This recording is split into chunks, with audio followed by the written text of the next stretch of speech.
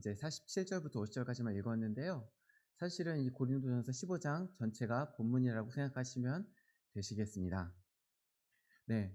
즐거운 부활 주일 오후입니다. 함께 인사하시겠습니다. 예수님의 부활을 축하합니다. 예수 부활하셨습니다. 이게 이제 어떻게 보면요, 기독교 절기 중에 가장 중요한 절기가 부활절이라 생각합니다. 기독교라고 우리가 할 때 그 기독이 그리스도 아닙니까? 우리가 믿는 믿음의 핵심이 예수님이시잖아요. 예수님께서 이 땅에 오신 것을 우리가 신앙한다고 할 때에 우리가 다른 것을 믿는 것이 아니라 예수님께서 이 땅에 사람으로 오셔서 십자가에 죽으시고 부활하신 것을 신앙하지 않습니까? 그러면 이 결국의 마지막은 무엇이 있는 것입니까? 부활이 있는 것입니다. 그러므로 우리 기독교의 결국은 부활이고 우리가 믿는 믿음의 결론은 부활인 셈입니다. 예수님께서는 스스로 부활의 첫 열매가 되셔서 예수님을 따르는 우리 모든 성도들로 하여금 그 예수님과 동일하게 부활에 이르게 하시는 것에 그 목표를 두시고 오셨다라고 할 수 있겠습니다. 처음 사도들도 이 사실을 잘 알고 있었어요.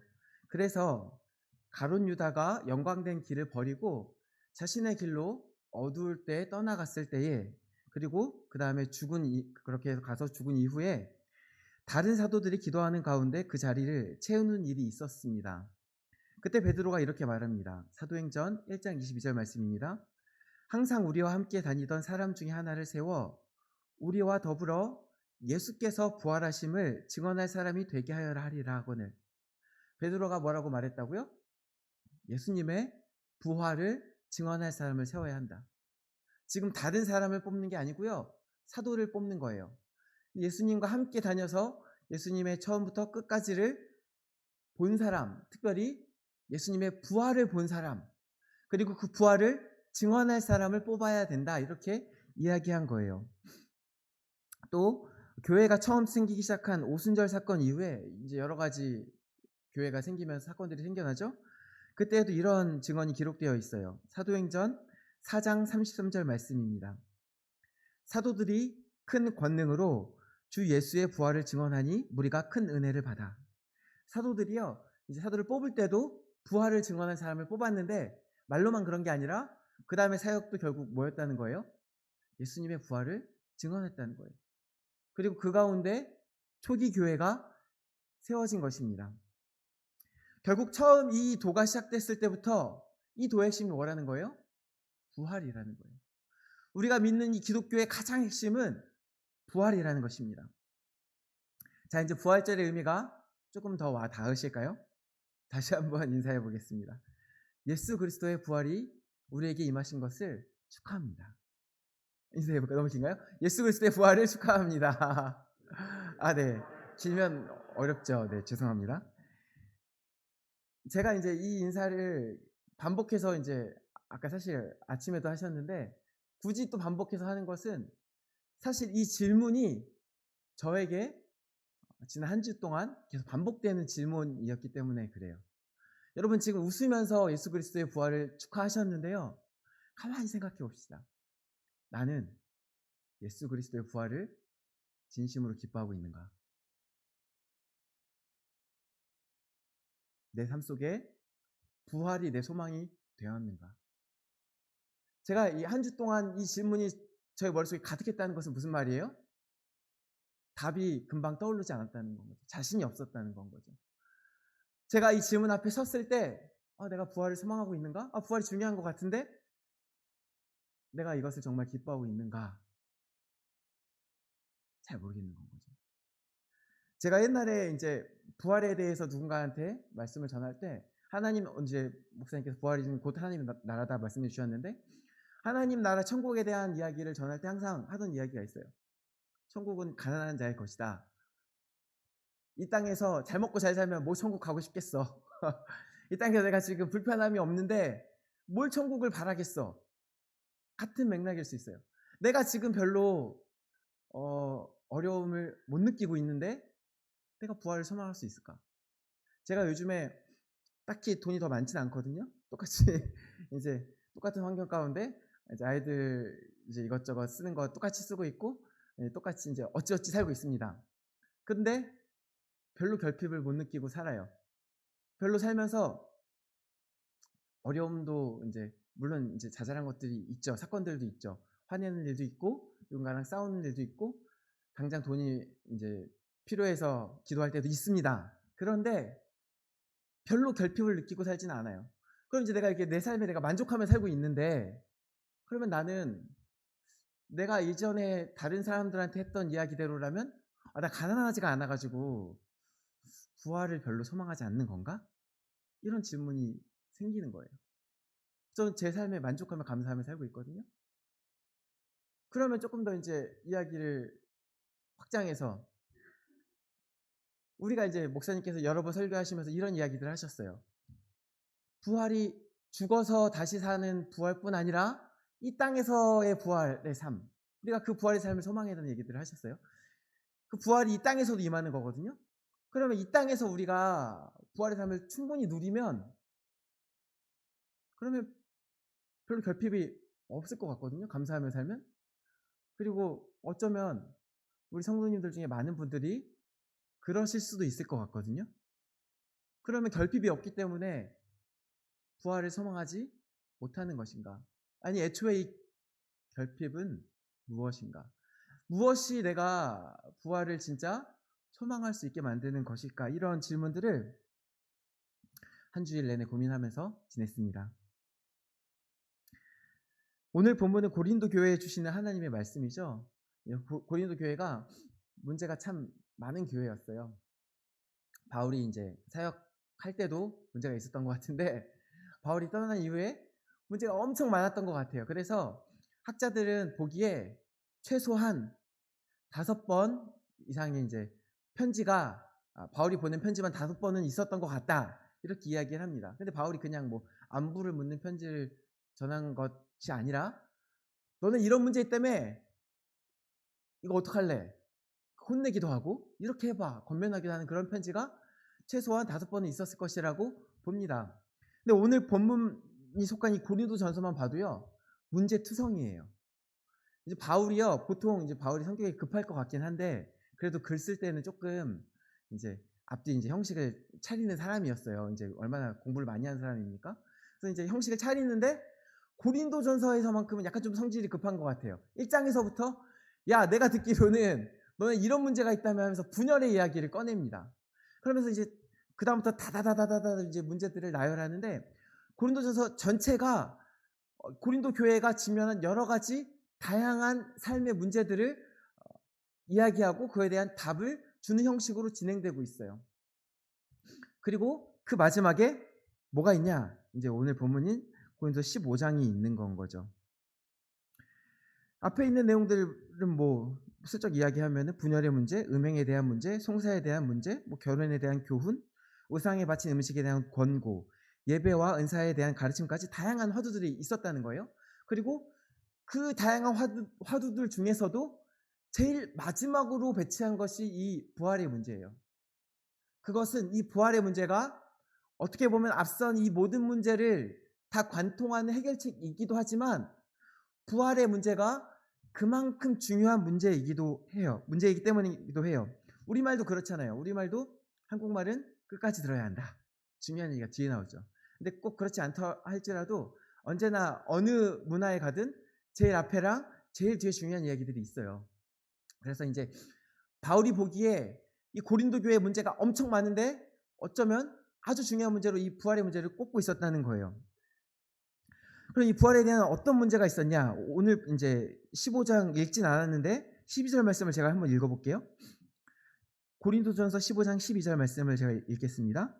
그리스도께서 죽은 자 가운데서 다시 살아나셨다 전파되었거늘 너희 중에서 어떤 사람들은 어찌하여 죽은 자 가운데서 부활이 없다 하느냐? 아니, 바울이요 분명히 가르쳤어요. 바울뿐 아니라 사실 사도들이 전한 게 뭐라고요? 부활이라고요. 바울도 부활을 가르쳤고 다른 사도들이 전하는 이야기도 다 그 부활인데, 어떤 사람들이 이 부활이 없다라고 주장하는 거예요. 아니, 이 사람들이 원래 바울이 가르친 사람들인지 아니면 나중에 교회에 들어와서 이 바울에게 직접 배우지 못한 사람인지, 혹은 어떤 다른 성경에 나온 것처럼 가만히 들어와서 뱀과 같이 그들을 넘어뜨리려고 일부러 거짓 가르침들을 가르친 선생들인지 모르겠는데, 어쨌든 그 가르침과 그 말을 듣고 교회가 영향을 받았어요.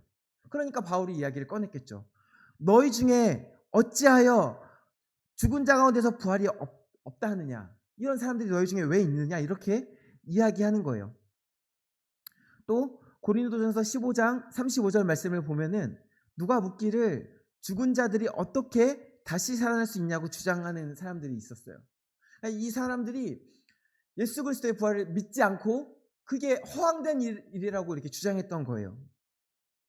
그래서 이 교회의 부활에 대한 믿음이 흔들리고 있는 상태였어요.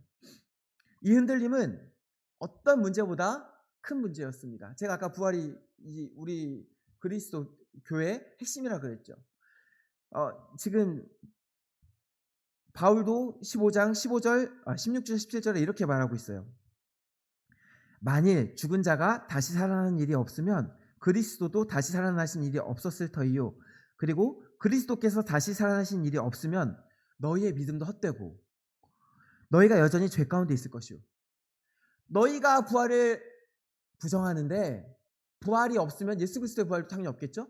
예수 그리스도의 부활이 없으면 우리 믿음이 헛것이라는 거예요. 믿음의 가장 중요한 핵심이 이 부활이기 때문에 우리의 믿음에 예수님 좋은 분이지, 우리 위해 그래 죽으셨어, 심지어 하나님이셔까지 믿는다 할지라도 그 예수 그리스도의 부활을 믿지 아니하면 그 믿음이 헛것이 된다는 거예요. 그러니까 얼마나 중요한 문제예요. 그래서 얼마나 큰 문제입니까? 그래서 바울이 이 중요한 문제를 제일 마지막에 이제 썼다는 거예요. 그래야 계속 18절에 이제 계속 뭐라고 말하냐? 또한 그리스도 안에서 잠자는 자도 망하였으리니, 19절입니다. 만일 그리스도 안에서 우리가 바라는 것이 다만 이 세상의 삶뿐이면 모든 사람 가운데 우리가 더욱 불쌍한 자이리라. 부활이 없으면 망한 거다. 우리 망한 거고, 특히 이제 사도 바울처럼 그 부활을 전하는 자들은 불쌍한 자다, 그렇게 얘기합니다. 아시다시피 사도 바울이요, 온갖 고난과 역경을 다 겪었어요. 근데 이 사람의 소망이 뭐였겠어요? 부활이죠. 예수 그리스도의 부활, 그리고 자신에게 임할 부활을 믿고 소망했어요. 그러니까 그 어려움을 이겨낼 수 있었던 거예요. 근데 그게 없으면 얼마나 말 그대로 망한 거죠. 이번 생에 망했어, 이런 밈이 이제 인터넷에 있는데, 망한 거죠. 이걸 위해서 올인했는데, 인생을 다 바쳤는데, 다른 거 다 있다고 할지라도 부활이 없으면 망한 거다, 이렇게 이야기하고 있어요.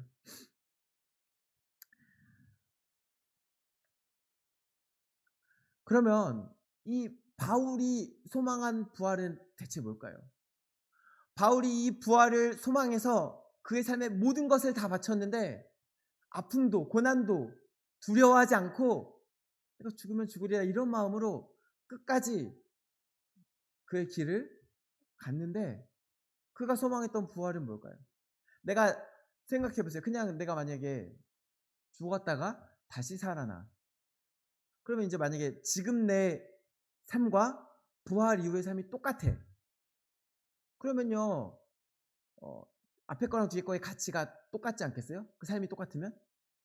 가치가 똑같으면 그 뒤에 것을 위해서 앞에 것을 투자할 필요가 있겠어요? 나 그냥 다음 생에 뭘 즐거워, 지금 즐거우면 됐지, 지금 내 마음대로 살 거야. 바울 그렇게 살 수 있었잖아요. 나름대로 예수 그리스도 안에서 자신의 모든 삶을 바치지 않아도 나름대로 그 안에서 즐기면서 살 수 있는 환경이었잖아요. 로마인이었어요. 이 사람이 로마인이었고 나름대로 학벌도 있는 사람이었고 사람들이 인정받는 사람이었어요. 성공할 수 있는, 아니 어쩌면 이미 성공한 사람이었어요. 근데 그 모든 것을 다 내버리고 그 삶을 완전히 다 버리면서 그 다음 부활의 삶을 추구했다는 것은 두 가지가 동등된 것이 아니라는 거예요. 단순히 우리가 죽고 사는 문제 때문에 부활을 소망하는 게 아니에요. 우리가 이제 점점 몸이 아프신 분들이 많이 생기시죠. 어깨 안 올라가시는 분도 계시고, 저도 이제 쉰도 안 됐지만 뭐 하나 다치면 이제 손목만 뼈도 반년 이상 갑니다, 저도. 이게 이게 한 2-3년 전만 해도 안 그랬던 것 같은데요. 이게 점점 더 그래지겠죠? 이 안에 그래서 여러 가지 아프신 분들이 많이 있을 수밖에 없어요. 우리 몸이 날로 성경에 나오는 표현대로 후패해져 가죠. 몸이 점점 이제 이렇게 말하는 것이 죄송할 정도로 많이 아픈 분들도 계세요. 그래서 인제 죽고 사람이 이제 안 아프겠다. 사실 그것만으로도 소망일 수 있어요. 지금 너무 아프신 분들, 너무 지금 괴로우신 분들에게 그것만으로도 소망일 수 있어요. 근데 바울이 꿈꾸던 소망은 그 이상이었다는 거예요. 단순히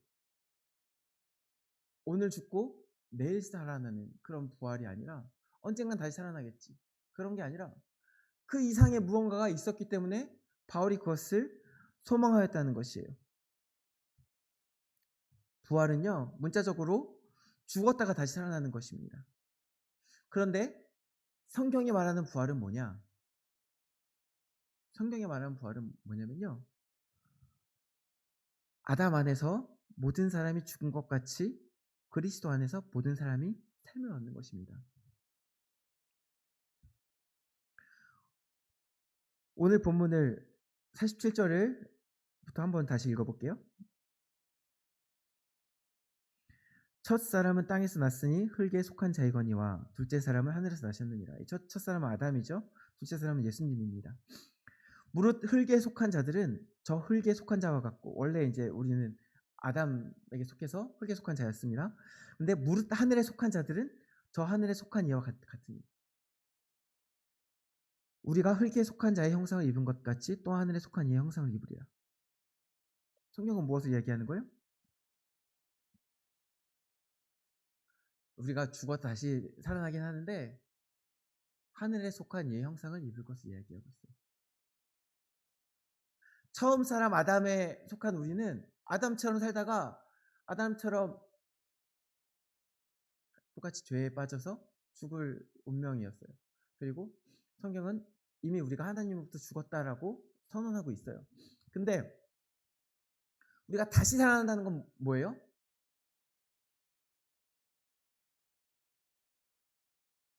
성경은 그리스도 안에서 우리가 살아난다고 해요. 그리스도 안에서 우리가 살아나는 거예요. 우리가 아담 안에서 모두가 죄를 지어 죄인이 된 것처럼 이제 그리스도 안에서 그리스도와 같이 살아나게 되는 거예요. 그러면요, 이 처음 삶과 두 번째 삶은요, 단순히 나사로의 부활, 죽었던 사람이 다시 일어나는, 다시 숨쉬게 되는 그 죽었다 살아나는 부활이 아니고요, 이제 그리스도에게 속하게 되는 부활이에요. 하늘에 속하게 되는 부활이에요. 그래서 이제 무엇으로 사는 거냐? 작은 예수 그리스도로 사는 삶입니다. 그게 성경에 말하는 부활이에요. 그래서 이 부활은 어떤 것입니까?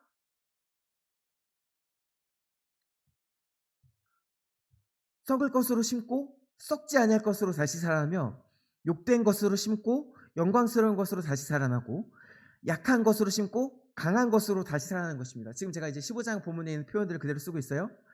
그리하여 이제 땅에 속한 자들이 땅에 속한 형체를 벗어버리고 하늘에 속하게 되는 삶입니다. 그래서 하늘에 속한 이의 형상을 입어서, 하늘에 속한 이가 누구라고요? 예수님이라고요.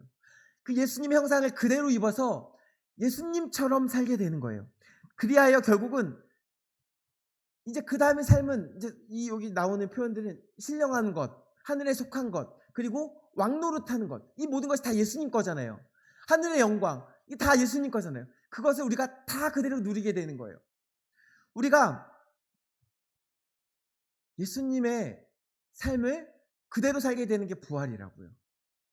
그냥 이제 안 아픈 정도, 세상에 어떤 슬픔이 없는 정도, 그게 아니라 예수님께서 사셨던 그 삶을 우리가 살 수 있게 된다는 거예요.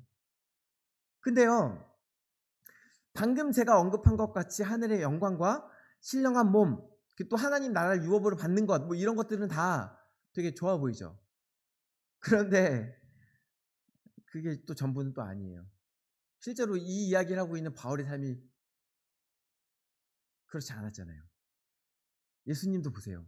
예수님 삶이 좋은 것만 있었습니까? 저 하늘 높은 곳에 계시다가 이 낮은 땅에 오셔서 고난받는 종이 되신 게 예수님 아닙니까? 좋은 것만 있는 거는 분명히 아닌 것 같아 보여요. 하늘의 영광을 버리고 낮고 낮은 이 땅에 오셔서 사람들에게 버림받고 배신당하고 조롱받고 멸시당하는 것이 또 예수님의 삶이었습니다.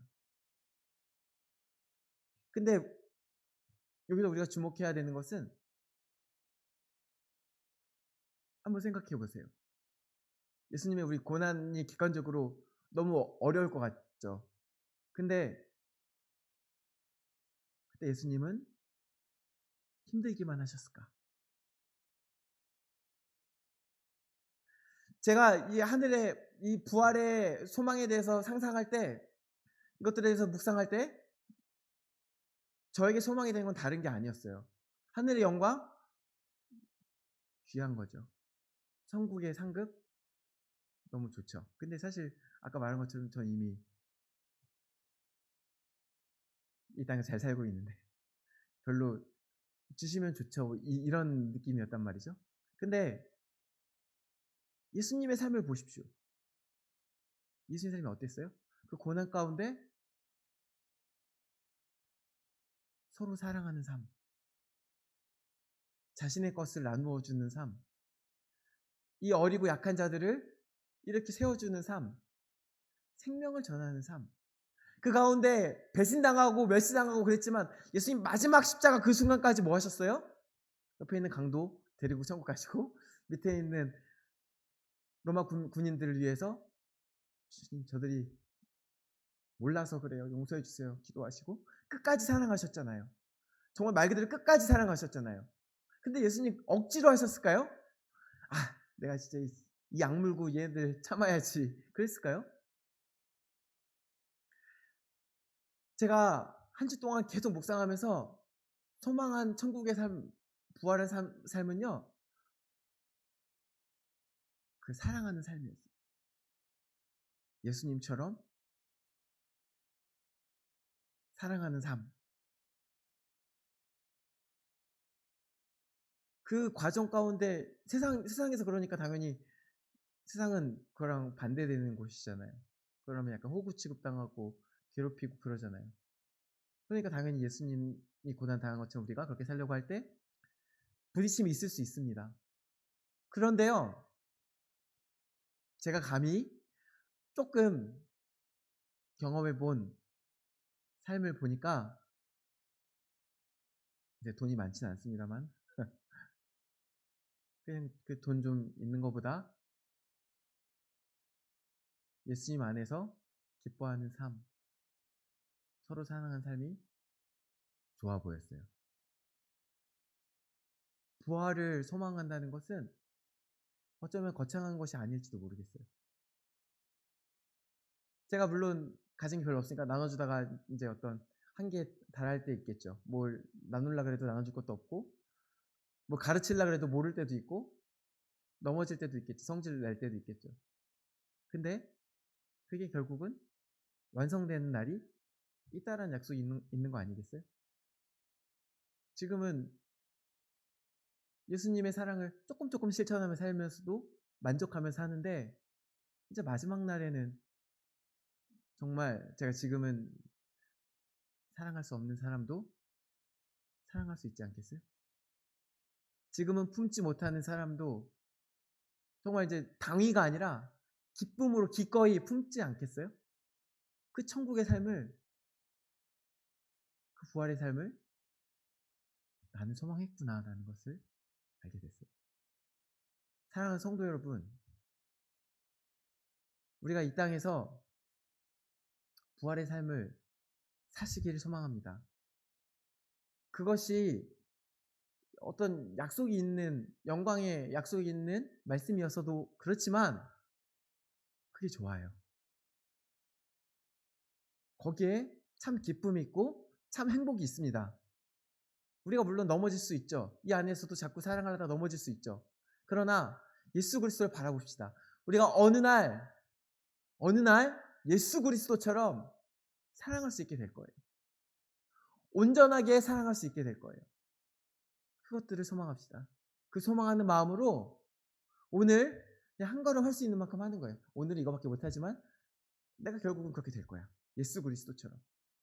내가 지금 이 세상에서는 뭐 기껏해야 내 자녀, 내 친구들 몇 명 사랑하고 나한테 막대하는 사람들, 어떻게 보면 내 뒤통수 치는 사람들 예수님처럼 사랑 못하지만 괜찮아. 나에게 약속이 있어. 내가 저 예수 그리스도의 영광에 참여할 때 예수 그리스도처럼 사랑할 수 있게 될 거예요. 그 소망을 함께 품는 저와 여러분 되시길 간절히 소망합니다. 함께 기도하시겠습니다. 우리를 위하여 세상에 오시고 우리를 위하여 기꺼이 죽으시고 우리를 위하여 부활하신 예수 그리스도의 그 은혜에 감사드립니다. 주님, 우리가 그 예수님의 부활에 참여하여 우리도 이제 이전 것은 지나갔으니 새로운 피조물이 되어서 예수님과 같이 살 수 있게 하여 주시고 그것을 꿈꾸며 바라며 한 걸음씩 나아갈 수 있게 은혜를 베풀어 주시옵소서. 감사드리며 예수 그리스도 이름으로 기도드립니다. 아멘.